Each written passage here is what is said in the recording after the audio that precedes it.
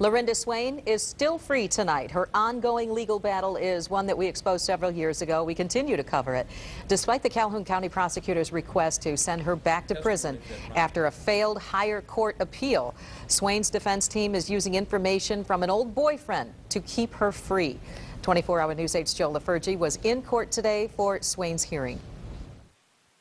This is the hardest hurdle I had to get over, and I know I'm still not out of the woodwork completely, but I'm so encouraged. I'm so thankful to Judge Sindt. The decision came in part due to statements made by Dennis Book. Swain's one-time live-in boyfriend allegedly told a Calhoun County sheriff's detective investigating Swain's case early on he was always home in the mornings when one of Swain's sons says his mother molested him. I always wondered why the prosecution hadn't called Dennis, but I had no idea it was because they had investigated him and he had told the truth.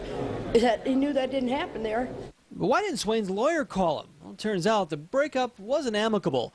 Her lawyer at the time worried Book may do more harm than good. Still, the prosecutor questioned why her lawyer didn't call Book at the time, as well as the validity of that statement to police. The detective in question, Calhoun County Sheriff's Deputy Guy Picketts, has since died. There is no one to refute Dennis Book's claim. Again, the only other person would have been Guy Picketts, and being deceased at this point in time, he really isn't much of a witness. So for now, Swain remains free while yet another motion makes its way through the system.